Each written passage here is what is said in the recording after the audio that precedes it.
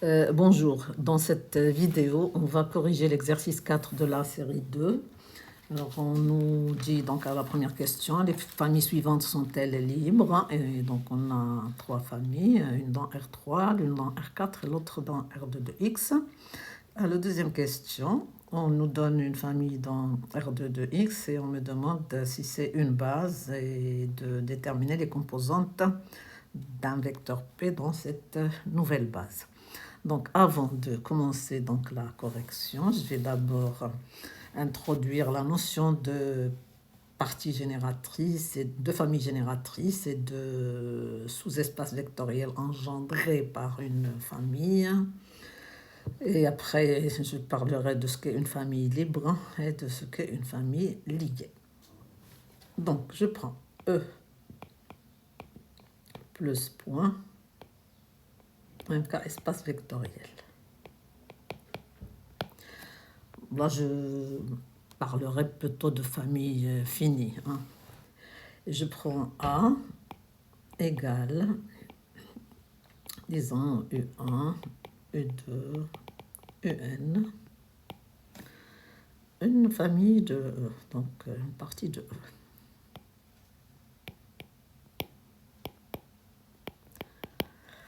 Alors, on appelle combinaison linéaire des vecteurs U1, UN. Donc, combinaison linéaire de U1, UN.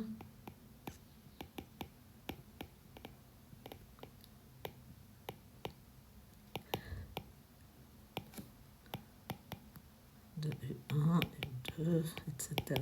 UN. C'est toute écriture de la forme alpha 1 U1 plus alpha 2 U2 plus alpha n UN avec les alpha i qui appartiennent à K. Donc là, je rappelle que dans un espace vectoriel, la seule façon d'obtenir d'autres vecteurs que les vecteurs qu'on a, donc j'ai la partie A qui est U1, U2, UN, la seule façon de fabriquer d'autres à partir de ce U1, UN, c'est de multiplier par un scalaire ou bien d'additionner. Donc je multiplie par un scalaire, j'additionne et j'obtiens d'autres vecteurs. C'est comme ça que je génère d'autres vecteurs.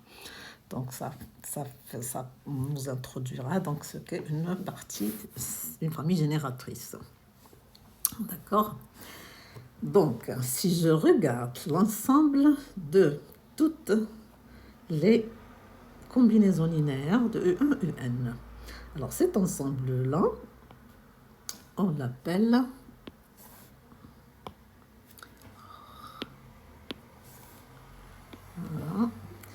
l'ensemble de toutes les combinaisons linéaires. C'est celui-là, donc l'ensemble de toutes les combinaisons linéaires. Alpha 1 U1 plus alpha 2 U2 plus alpha n UN, tels que des alpha 1, alpha 2, alpha n appartiennent à K. Cet ensemble-là est un sous-espace vectoriel de E. Donc ça, c'est une propriété, est un sous-espace vectoriel de E appelé le sous-espace vectoriel engendré par A. La famille A, donc par U1, UN. Et on le note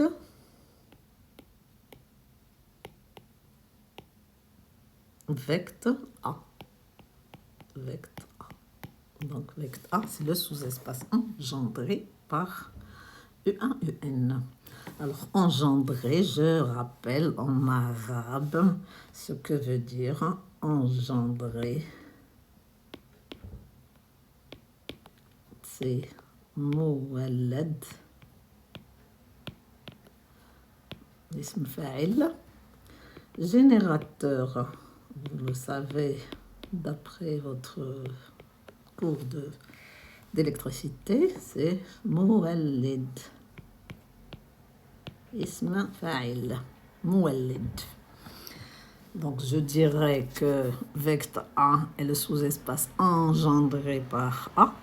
مولد من A, c'est-à-dire je l'obtiens à partir des vecteurs de A, ou bien je dirais que A engendre, ou la est générateur ou génératrice, selon que je parle de famille ou de système, de vecteur A. D'accord? Alors, c'est un sous-espace vectoriel, on vous l'a démontré en cours, c'est facile à voir. C'est non vide parce que le vecteur nul s'écrit 0u1 plus 0u2 plus 0un, donc ça contient 0. Et après, si vous prenez un vecteur E qui s'écrit alpha 1 u1 plus alpha n un et un vecteur V qui s'écrit bêta 1 u1 plus bêta n un, vous faites U plus V, ça vous donnera un vecteur de la même forme, c'est-à-dire alpha 1 plus bêta 1 parenthèse u1 plus alpha 2 plus bêta 2 parenthèse u2 plus alpha n plus bêta n parenthèse un. Donc il est de la forme gamma 1 u1 plus gamma n un de la même manière. Et ça, ce sont les propriétés d'espace vectoriel qui nous permettent de déplacer les alpha 1 u1 à côté de bêta 1 u1, n'est-ce pas? On a la commutativité, l'associativité, on a l'associativité mixte, on a tout ce qu'il faut pour pouvoir bouger nos vecteurs de place, les éléments, les termes. Ensuite, si je prends alpha 1 scalaire et alpha 1 u1 plus alpha n un, un élément de vecteur A, je le multiplie par alpha. Ça va donner alpha 1 u1 plus alpha 2 u2 plus alpha n un. Donc, il est de la même forme que les éléments de vecteur A. Et donc, j'ai démontré que vecteur A est un sous-espace vectoriel de E. Alors, on vous démontre aussi que c'est le plus petit sous-espace vectoriel qui contient la partie A. Alors, plus petit, ça, pour l'inclusion, ça veut dire que si je prends un autre sous-espace de E qui contient A, la partie A, ce sous-espace va contenir vecteur A. C'est normal. Donc déjà, je sais que A est contenu dans vecteur A parce que chaque vecteur, si je prends U1 par exemple, il s'écrit 1 U1 plus 0 U2 plus 0 UN. Je fais la même chose pour U2 plus U, puis pour tous les UI, n'est-ce pas? Je mets 1 comme coefficient du UI et 0 ailleurs, et donc je montre que A est contenu dans vecteur A. Alors maintenant, si je prends un sous-espace qui contient A, comme c'est un sous-espace, il va contenir tous les alpha 1 U1 plus alpha 2 U2 plus alpha n UN, puisque c'est un sous-espace. Donc, il va contenir vecteur A. Donc, vecteur A, c'est vraiment le plus petit qui contient la partie A. Alors, on dira que une partie A engendre un espace vectoriel E. On dira que A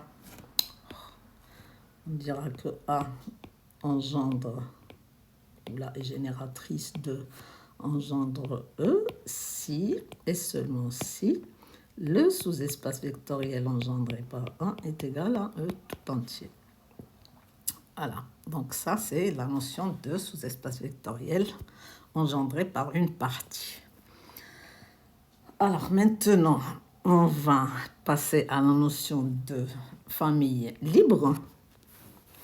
Alors, je dirais que A, je prendrai toujours le même A, est libre, famille de vecteurs, si et seulement si, donc je mettrai comme ça, chaque fois que je prends une combinaison binaire nulle, alpha 1 U1 plus alpha n UN égale 0, donc ça implique que alpha 1 égale alpha n égale 0.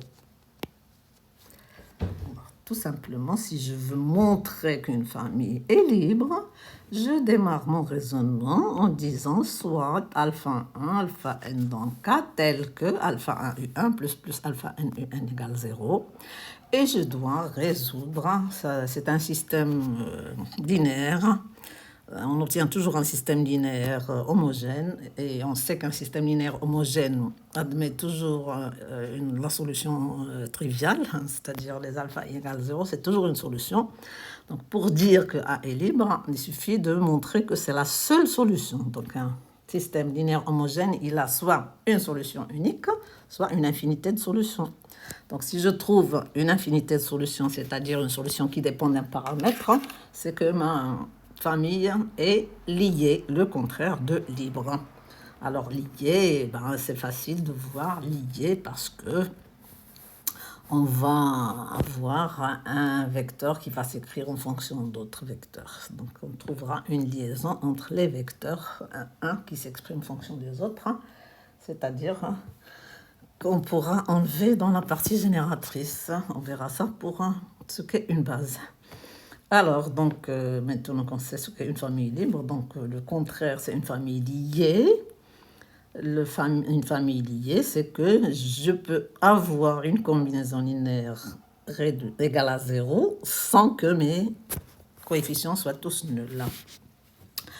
Alors, comme exemple simple de partie génératrice, etc., on va juste mettre un petit exemple que j'ai donné en TD, en présentiel.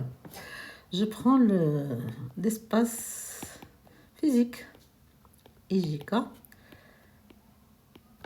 Alors, si j'écris vect I, de sous-espace vectoriel engendré par I, alors je pose la question, c'est quoi? C'est l'ensemble de toutes les combinaisons linéaires de I, c'est-à-dire tous les xi.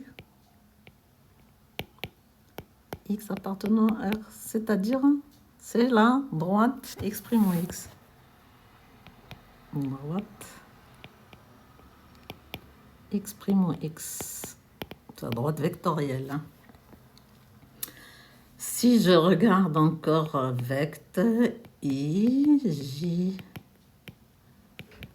c'est tous les vecteurs de la forme xi plus yj avec xy dans R. Et c'est quoi ça? C'est le plan. Bon, horizontal ici. Hein. Le plan x ou y. X ou y. Plan horizontal. Donc ça, c'est de petits exemples qu'on devrait comprendre. Ça, c'est pour les sous-espaces vectoriels engendrés par.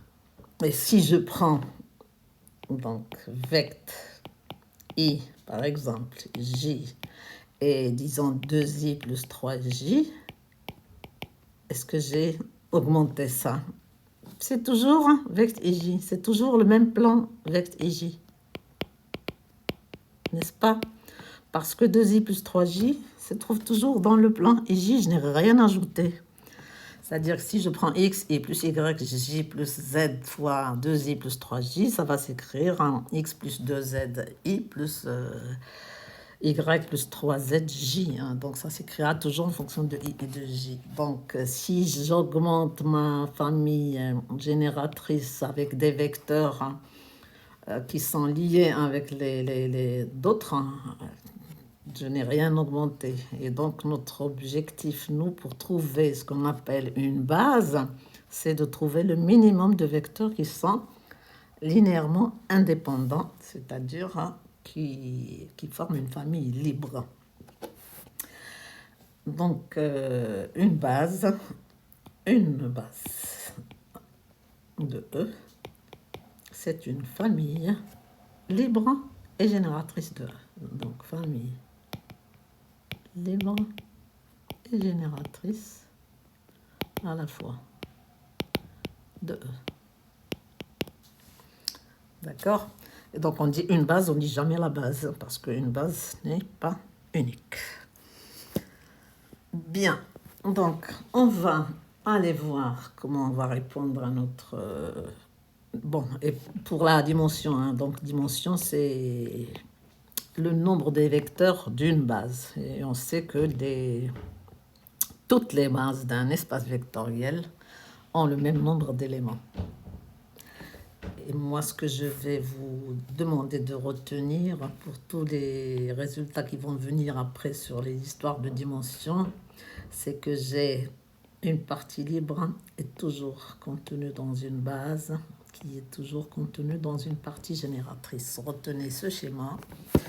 Il va nous rendre service quand on parlera des dimensions. Donc, une famille libre, je pourrais toujours la compléter pour que ça devienne une base. Si ça n'a pas le même nombre de vecteurs qu'une base. Et une famille génératrice, je pourrais toujours en extraire une base, c'est-à-dire j'enlèverai ce qui est lié pour que ça devienne libre, puisque une base, c'est libre et génératrice. C'est une famille libre et génératrice. Donc, si je retiens ce schéma-là, libre, contenu dans base, contenu dans génératrice, ça me permettra de raisonner sur les dimensions après. Donc, le nombre d'éléments d'une famille libre est toujours inférieur ou égal à la dimension de l'espace. Et le nombre d'une famille génératrice est supérieur ou égal au nombre à la dimension de l'espace. Ça vient de ces inclusions-là. Et donc, j'obtiens aussi une propriété que vous avez dans le cours. Si j'ai une famille libre qui a le même nombre de vecteurs que la dimension, elle devient une base parce qu'elle va devenir génératrice. Donc, je n'aurai pas besoin de montrer une fois que je connais la dimension d'un espace et que j'obtiens une famille libre qui a le même nombre de vecteurs que la dimension, je conclus sans montrer qu'elle est génératrice. Je peux conclure que c'est une base parce qu'elle est libre et a le même nombre de vecteurs qu'une base. Je ne peux rien lui rajouter pour que ça devienne une base. De même, si j'ai une famille génératrice qui a le même nombre que la dimension, le même nombre de vecteurs que la dimension, je peux dire qu'elle est libre sans que je montre qu'elle est libre. Parce que je ne pourrai plus rien enlever pour que ça devienne une base. Voilà, donc ça, il faut bien le retenir. Alors, on va aller voir maintenant notre exercice 4. Exercice 4. Alors, exercice 4. Donc, on nous dit, dans R3, les familles suivantes sont-elles libres? Alors, pour l'instant, je vais répondre comme on nous a appris, donc ici, directement avec la combinaison linéaire. Après, on va voir, quand on apprendra ce qu'est le rang d'une famille de vecteurs, qu'on peut le faire aussi en parlant de rang. Donc, dans R3. Dans R3, j'ai U1 qui est un 1T, U2 qui est un T1 et U3 qui est T1. Et on me demande de voir si c'est libre. Donc, je démarre mon raisonnement. Donc, première question dans R3. Je vais dire soit alpha 1, alpha 2, alpha 3 dans R tel que alpha 1 U1 plus alpha 2 U2 plus alpha 3 U3 égale 0. Alors ici, c'est le 0 de R3 puisque je travaille dans R3. Je reviens à la ligne et je réexprime cette égalité alpha 1 U1 plus alpha 2 U2 plus alpha 3 U3 égale 0. Ça devient quoi? C'est équivalent à... Alors, je multiplie U1 par alpha 1. Ça va faire alpha 1, alpha 1, T alpha 1, plus, j'essaie de serrer, alpha 2, T alpha 2, plus alpha, T alpha 3 plutôt, T alpha 3 égale 0 de R3. Alors, étant donné comment on additionne dans R3, là j'ai mis le détail, ça va donner donc une première équation, c'est alpha 1 plus alpha 2 plus T alpha 3 qui est égal au premier 0 du 0 de R3. Ensuite, ça donne alpha 1 plus T alpha 2 plus alpha 3 égale le deuxième 0. Et enfin, T alpha 1, oh oui, c'est ça, plus alpha 2 plus alpha 3 égale 0. Je résous mon système par la méthode des pivots de Gauss sans trop me casser la tête. Donc, je garde la première équation, égale 0. La deuxième, je vais faire un L2 moins L1. Le alpha 1 va disparaître.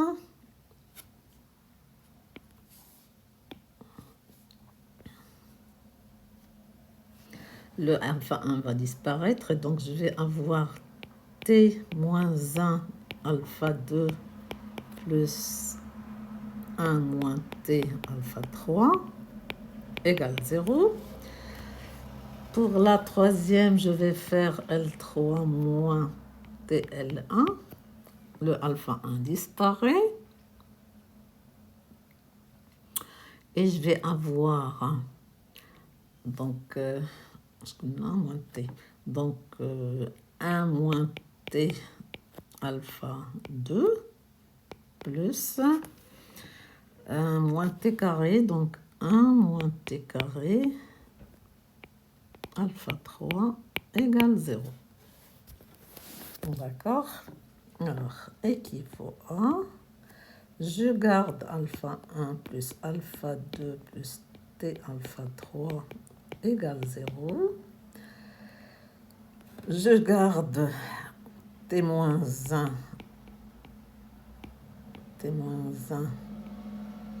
alpha 2 plus 1 moins T alpha 3 égale 0. Et la troisième, je vais faire L3 plus L2. Et j'obtiens donc le 1 moins T moins 1 alpha 2 avec le 1 moins T alpha 2 disparaissent.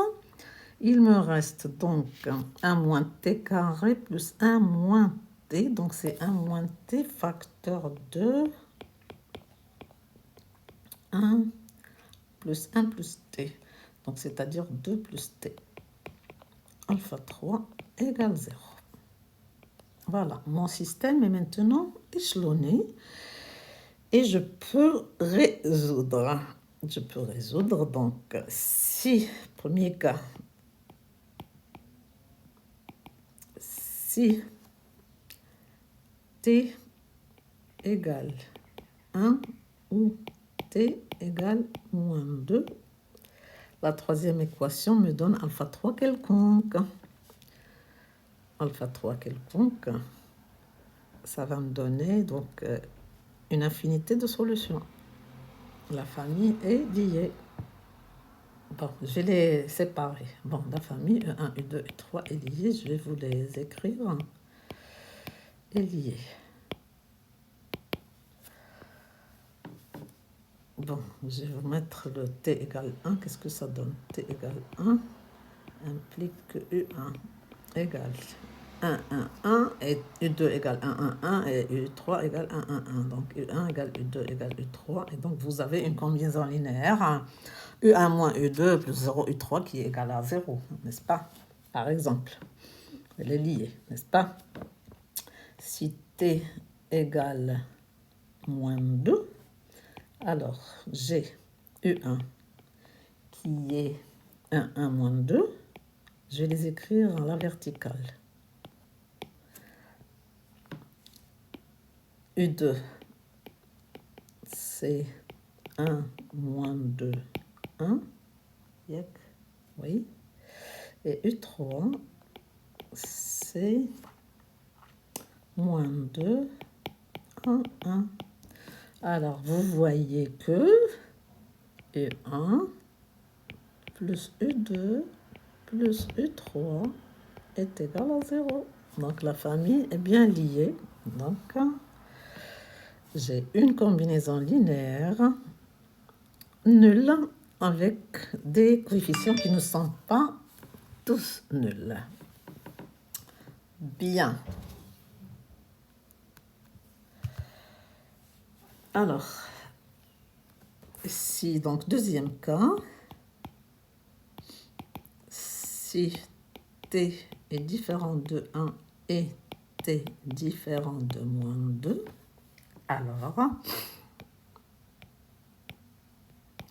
alors on revient à notre système ici. Donc, j'aurai alpha 3 égale 0. Je remplace, je vais avoir alpha 2 égale 0 puisque t n'est pas égal à 1. Et je remplace et j'aurai alpha 1 égale à 0. Donc, alors, alpha 1 égale... Alors, alpha 1 égale alpha 2 égale alpha 3 égale 0. Et donc, la famille est libre.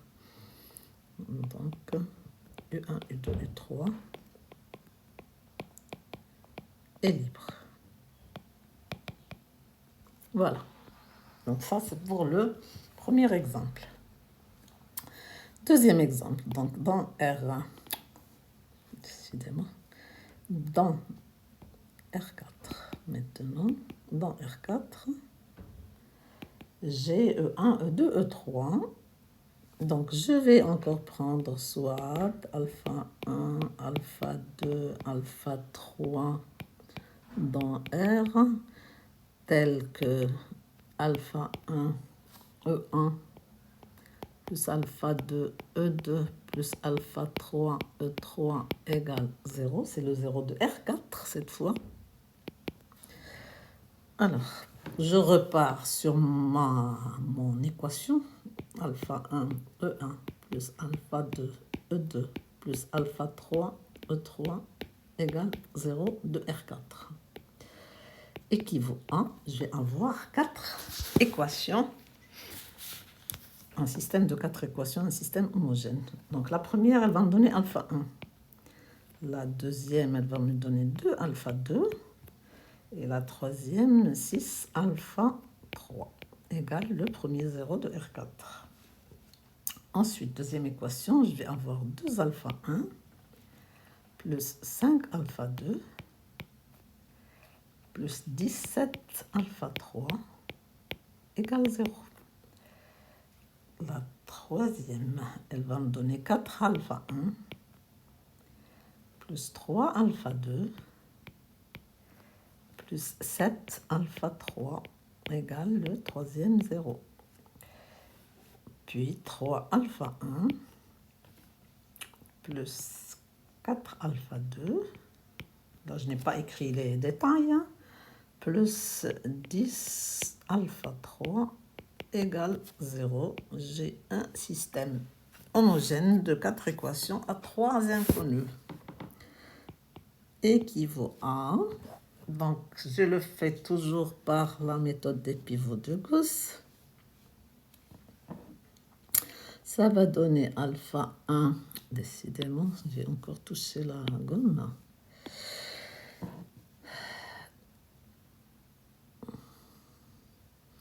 Ça me donne alpha 1 plus 2 alpha 2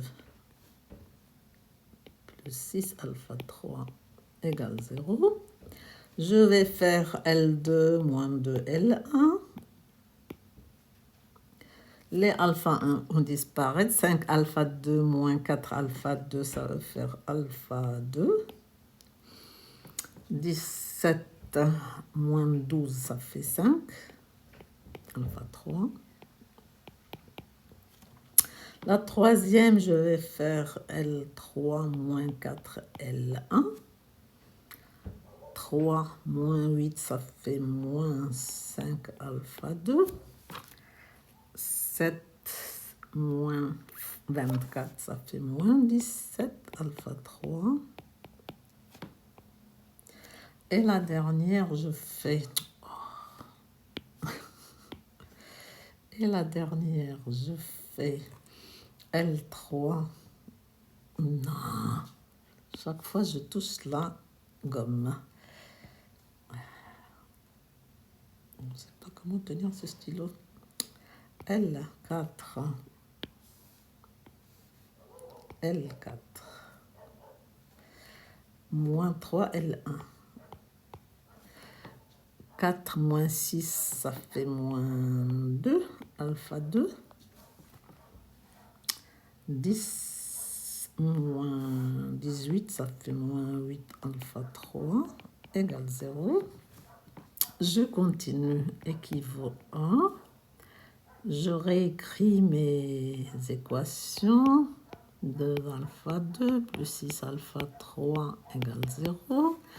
La deuxième, c'est toujours alpha 2 plus 5 alpha 3 égale 0. La troisième, ce sera L3 plus 5 L2 pour faire sauter le alpha 2. Donc 25 moins 17, ça fait 8. Alpha 3 égale 0. J'ai pratiquement fini. Et L4, je lui rajoute 2 L2. Ça fait sauter le alpha 2. Moins 8 plus 10, ça fait 2 alpha 3 égale 0. Et donc là, vous voyez que la troisième et la quatrième équation me donnent alpha 3 égale 0. Décidément, alpha 3 égale 0, qui me donne après, donc je remonte, ça fait alpha 2 égale 0, et ça fait donc alpha 1 égale 0, et donc ma famille est libre.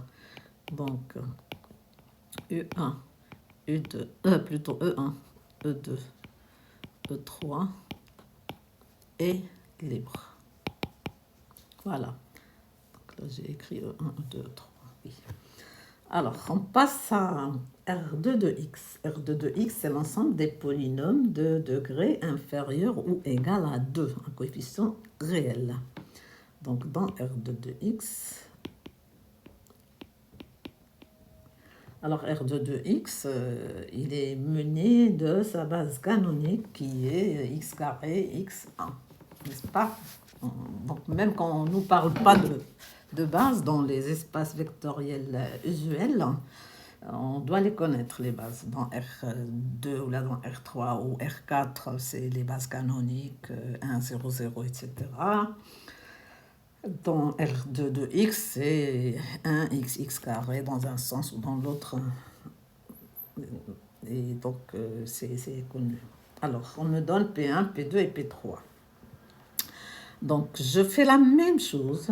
Je vais dire soit alpha 1, alpha 2, alpha 3 dans R tel que alpha 1 P1 plus alpha 2 P2 plus alpha 3 P3 égale le polynôme nul. 0, c'est le polynôme nul. Je reviens à la ligne et je réécris alpha 1 P1 plus alpha 2 P2 plus alpha 3 P3 égale 0. Ça équivaut à quoi? Alors, je vais multiplier P1 par alpha 1. Ça va faire, en x carré, ça va faire moins 2 alpha 1. En x carré, donc P2, ça va faire plus 4 alpha 2. Et en x carré, ça va faire moins 5 alpha 3 x carré. Ça, c'est les x carrés. Aïe, aïe, j'aurai pas de place. Plus, en x, qu'est-ce que je vais avoir? Alpha 1. En x, je vais avoir moins 5 alpha 2 plus 4 alpha 3. X. Et les constantes, je vais avoir, donc là j'ai regroupé directement les constantes, les termes en x et les termes en x carré. Je vais avoir plus 4 alpha 1 plus 6 alpha 2 moins 9 alpha 3 égale polynôme nul. Et on sait qu'un polynôme est nul si et seulement si tous ses coefficients sont nuls. Ou alors on sait que 1x, x carré est une base dans R2 de x. Donc elle est libre et donc j'aurai le système suivant. Je vais avoir moins 2 alpha 1 plus 4 alpha 2 moins 5 alpha 3 égale 0. Alpha 1 moins 5 alpha 2 plus 4 alpha 3 égale 0. et 4 alpha 1 plus 6 alpha 2 moins 9 alpha 3 égale 0. Je résous par la méthode de Gauss. Donc, équivaut à... Alors, je remonte la première équation en première position pour éliminer le alpha 1. C'est celui-là, hein, c'est alpha 1 qui a un bon coefficient à la première équation, sinon je vais avoir des demi et des quarts, etc. J'en ai pas envie. Donc je préfère échanger la première ligne et la deuxième. Je les réécris dans cet ordre. J'aurais pu les écrire directement dans cet ordre-là. 4 alpha 1, 6 alpha 2, moins 9 alpha 3 égale 0. Équivaut à... Alors, le alpha 1, je garde. Et je le fais disparaître à la deuxième ligne. Donc, ça va faire L2 plus 2 L1. L2 plus 2 L1. Donc, 4 moins 10, ça fait moins 2 alpha 2. L2 plus 2 L1, moins 5 plus 8. Ça fait plus 3 alpha 3 égale 0. Je fais L3 moins 4 L1. 6 moins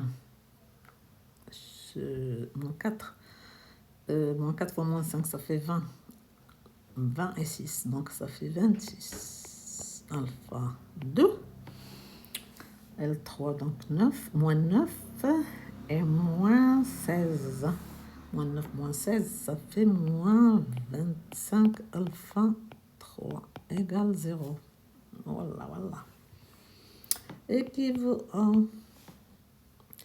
Je garde alpha 1 moins 5 alpha 2 plus 4 alpha 3 égale 0. Je garde moins 2 alpha 2 plus 3 alpha 3 égale 0. Et je fais L3 plus 13 L2. Donc j'aurai moins 26 plus 26 alpha 2. Et donc L3, c'est moins 25, plus 3 fois 13, il y a 39. 39 moins 25, ça fait... 39 moins 25, ça fait 14. Si je calcule bien. Oui, 14 alpha 3 égale 0. Et donc là, je vois que ça me donne alpha 3. Donc en remontant comme ça, alpha 3 égale 0. Ça me donne alpha 2 égale 0. Et ça me donne alpha 1 égale 0. Donc P1, P2, P3 est bien libre.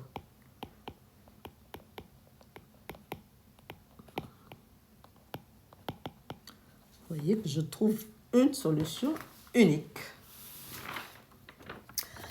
Alors, dans la deuxième partie de l'exercice, donc petit 2, on me donne la famille B.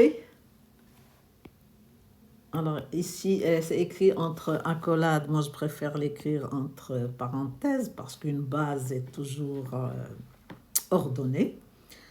Donc, c'est P1, P2, P3, avec donc P1 égale à 1, P2 égale x moins 1 et P3 égale x moins 1 au carré. Première question, montrer que B est une base de R2 de x. Qu'est-ce qu'on a dit tout à l'heure? G, la dimension, on sait que là on a dimension de R2 de x égale 3.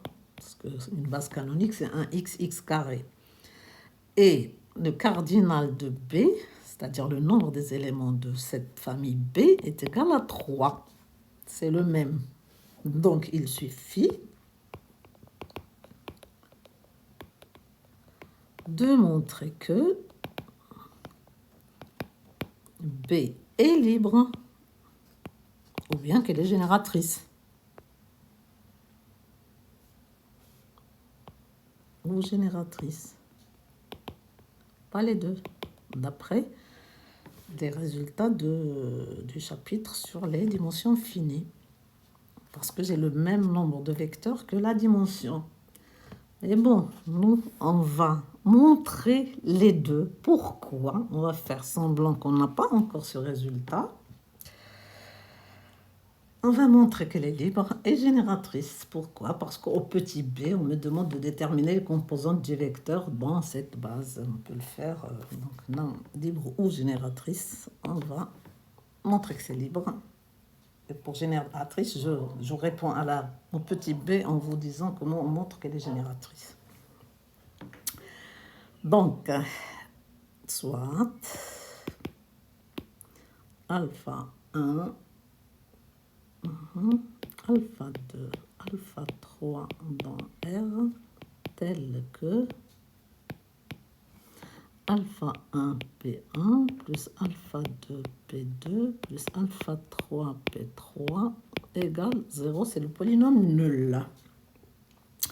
Je reviens à la ligne alpha 1 P1 plus alpha 2 P2 plus alpha 3 P3. Qu'est-ce que ça me donne? Alors, en constante, j'ai alpha 1, j'ai moins alpha 2, parce que j'ai moins 1 en P2, x moins 1. Et en P3, je le développe. X moins 1 au carré, ça fait x carré moins 2x plus 1. Donc, ça va faire plus alpha 3 égale 0. Ça, c'est les constantes en x. Je n'ai pas de P1, donc j'ai pas d'alpha 1. J'ai alpha 2, x. Et en alpha 3, j'ai moins 2x. Donc, c'est moins 2 alpha 3 égale 0. Et en x carré, je n'ai de x carré que dans P3. Donc, je vais avoir alpha 3 égale 0. Vous voyez que le système est facile. Il est déjà résolu tout seul. Donc, ça nous donne alpha 3 égale alpha 2 égale alpha 1 égale 0. Donc,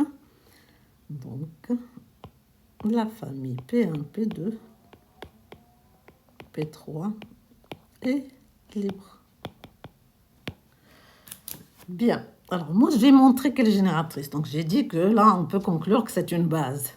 Mais bon, pour une fois, je vais vous montrer qu'elle est génératrice aussi. Comment on montre qu'elle est génératrice? Montrons que P1, P2, P3 est génératrice de R2 de X. On dit génératrice de quoi? Pour que ce soit une base. Génératrice de R2 de X. Ça veut dire quoi? Je dois montrer que, j'écris ma question, que le sous-espace vectoriel engendré par P1, P2, P3, c'est égal à R2 de X. Nous, qu'est-ce qu'on sait? On sait que P1, P2, P3 est contenu dans R2 de X. Donc, vect P1, P2, P3 est contenu dans R2 de X. C'est un sous-espace vectoriel de R2 de X. Ça, on le sait d'après le cours. Il nous reste à montrer que R2 de X est contenu dans ce sous-espace vectoriel. C'est-à-dire qu'à chaque fois que je prends un polynôme de R2 de X, il doit pouvoir s'écrire en fonction de P1, P2, P3. Une combinaison linéaire. N'est-ce pas? Donc, montrons que je prends un polynôme soit P égale, alors je le prends dans R2 de X, égale A0 plus A1X plus A2X carré, un polynôme dans R2 de X. Quelle est la question? Est-ce que P appartient avec P1, P2, P3? N'est-ce pas? Donc, la question... A-t-on P qui appartient avec P1, P2, P3? C'est ça, montrer qu'elle est génératrice. C'est-à-dire, je cherche alpha 1, on cherche, je vous écris ce que je dis, on cherche alpha 1, alpha 2, alpha 3 dans R, tel que P, ce P-là, s'écrit alpha 1 P1 plus alpha 2 P2 plus alpha 3 P3. Alors, la difficulté dans ces histoires-là, c'est que le P, on ne le connaît pas. Contrairement au petit b. Au petit b, on a un P dont on connaît les coefficients. Et ce qui arrive aux étudiants, c'est qu'ils ne savent plus qui est l'inconnu et qui est qu'est-ce qu'on a et qu'est-ce qu'on cherche. Le P, quand j'écris soit P égale A0 plus A1x plus A2x carré, c'est que je connais A0, A1 et A2. Et qu'est-ce que je cherche? Je cherche alpha 1, alpha 2, alpha 3, ce sont mes inconnus. Donc j'écris A0 plus A1x plus A2x carré égale alpha 1 P1, ça me donne alpha 1 fois 1 moins alpha 2 fois moins 1 plus alpha 3 fois 1. Ça, c'est le 1. Plus en x, qu'est-ce que j'ai? En x, j'ai alpha 2 et j'ai moins 2 alpha 3. Donc là, je développe le alpha 1 P1 plus alpha 2 P2 plus alpha 3 P3.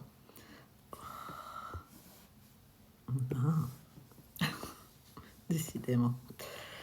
On ne sait pas ce qu'on touche et on se retrouve avec des choses. Voilà. Voilà, donc là c'est x plus en x carré, j'ai alpha 3 x carré. Alors, par identification de deux polynômes, voilà, parce que 1x carré est une famille libre, ça entraîne, nous la équivaut même à alpha 1 moins alpha 2 plus alpha 3. Ce sont les inconnus égale à 0. Et puis j'ai alpha 2 moins 2 alpha 3 égale à 1, coefficient de x, et puis A2, c'est-à-dire alpha 3, égale à 2. Donc ce système, il est bien échelonné, je n'ai rien à faire que de continuer sa résolution dans ce sens, équivaut à, donc j'ai mon alpha 3 qui est égal à 2, j'en déduis alpha 2, c'est A1 plus 2 alpha 3, c'est-à-dire A1 plus 2 A2. Et j'ai alpha 1 qui est A0 plus alpha 2 moins alpha 3. Donc plus alpha 2, ça fait A0. Plus alpha 2, ça fait A1 plus 2A2. Et moins alpha 3, donc moins A2. Donc ça fait plus A1 plus A2. J'ai fini. J'ai trouvé alpha 1, alpha 2, alpha 3. Donc je peux dire... je peux dire que B est bien une famille génératrice.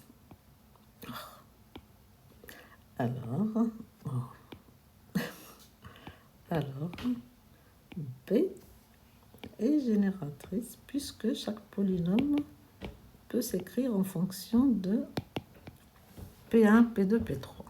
Génératrice de R2 de X. Alors maintenant, si je dois répondre à la question petit b, si j'avais pas fait la première question, cette question comme ça, génératrice, si je n'avais pas montré que B est génératrice, c'est-à-dire si je m'étais contentée de dire que B est libre et que la dimension de R2 de X est égale au cardinal de B, donc elle est génératrice, j'aurais pu écrire mon P, il est 2x carré moins 5x plus 6, c'est-à-dire que mon A0, c'est 6, mon A1, c'est moins 5, et mon A2 de tout à l'heure, c'est 2.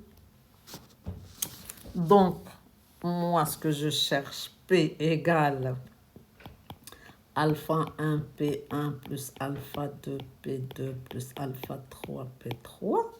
J'aurais développé alpha 1 P1 plus alpha 2 P2 plus alpha 3 P3, identifié avec grand P qui est donc 6 moins 5x plus 2x carré. J'aurais retrouvé ce système-là, alpha 1 moins alpha 2 plus alpha 3 égale 6, alpha 2 moins 2 alpha 3 égale moins 5, et alpha 3 égale 2. Et donc, j'aurais obtenu mon alpha 1, mon alpha 2, mon alpha 3. Donc, j'obtiens, d'après petit a, si je veux le refaire, je le refais. Hein. Je trouve donc alpha 1, décidément, je trouve